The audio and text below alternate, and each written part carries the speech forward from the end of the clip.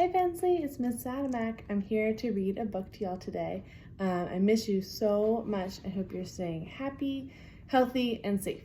We're going to read Waiting for the Biblioburro by Monica Brown and illustrated by John Perez. On a hill behind a tree there is a house. In the house there is a bed, and on the bed there's a little girl named Anna, fast asleep, dreaming about the world outside and beyond the hill. When Anna wakes up to the rooster,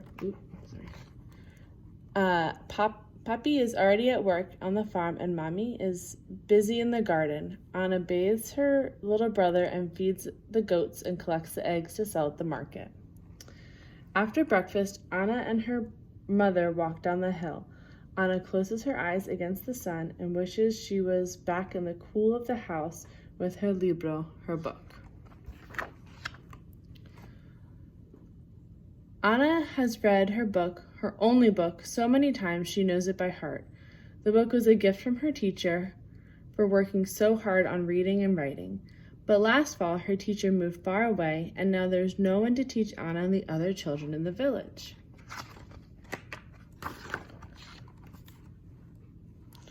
So at night on her bed in the house on the hill, Anna makes up her own cuentos and tells the stories to her little brother to help him fall asleep. She tells him stories about make-believe creatures that live in the forest and the mountains and the sea. She wishes for new stories to read, but her teacher with the books has gone. One morning, Anna wakes up to the sounds of tack-a-tack, clip-clop, and a loud ee-ah, ee-ah. When Anna looks down the hill below her house, she sees a man with a sign that reads biblioburro. With the man, there are two burros. What are they carrying? Burros means donkeys in Spanish. Libros, books. Anna runs down the hill to the man with the sign and the burros and the books. Other children run to him too, skipping down hills and stomping through the fields. Who are they? Who are you? The children ask. The man says, I'm a librarian, a bibliotecario, and these are my burros, Alpha and Beto. Welcome to the biblioburro, mi biblioteca. Biblioteca means library in Spanish. But senor, Anna says, I thought libraries were only in big cities and buildings. Not this one, says the librarian. This is a moving library. Then he spreads out his books and invites the children to join him under the tree. Once upon a time, the librarian begins, sharing the story of an elephant who swings from spider webs. He reads books with beautiful pictures that help the little ones learn their abecedario. He sings A, B, C, D, E, F, G. Finally, he says, now it's your turn. Pick out some books, and in a few weeks, I will be back to collect them and bring you new ones. Me too, asked Anna. Especially you, said the librarian with a smile.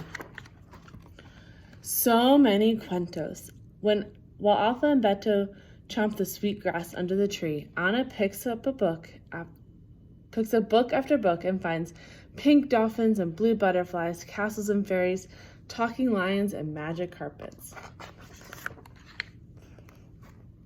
Someone should write a story about your burros, Anna tells the librarian, rubbing Alpha's nose and feeding more grass to Beto. Why don't you, he asks. Then he packs up the books and is off. Enjoy, he calls to the children. I'll be back. Anna runs up the hill to her house, hugging the books to her chest. She can't wait to share her books with her brother, and that night she reads until she can't keep her eyes open any longer. Each morning, Anna does her chores and reads and looks out her window. She listens for the sound of Alpha and Beto, but weeks pass, and the librarian doesn't return. When will he come back? She asks her mother, who smiles and says, go read, Anna. When will he come back? She asks her mother, who smiles and says, go draw, Anna. When will he come back? She asks her mother, who smiles and says, go write, Anna. When will he come back? She asks her mother again, who finally says, go to bed, Anna.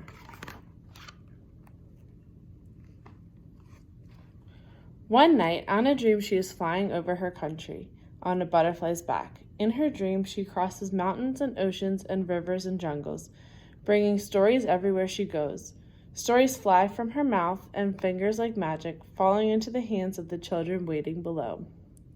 When Anna wakes up, she misses Alpha and Beto and the biblioburro's books.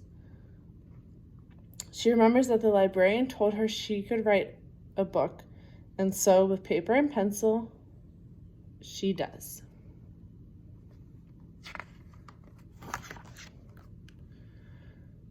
Finally, just when Anna thinks she will never see the biblioburro again, she wakes up to "Ia, ia," and the children yelling. She runs down the hill with her library books and a very special surprise of her own. "I wrote this cuento for you," she says. "Que bueno," the librarian says, and he reads her story to the children under the tree. When it's time to go, Anna's book is packed carefully on the burro's back, ready to be carried away over the hills and through the fields to another child who is asleep on a bed, in a house, on a hill, behind a tree, dreaming of Alpha and Beto and all the new stories the biblioburro will bring. I hope you enjoyed this story. This is actually a true story. If you want to learn more about the biblioburro, you can go online and look for, Google biblioburro, because it's a real person in Colombia. Bye. Miss you guys.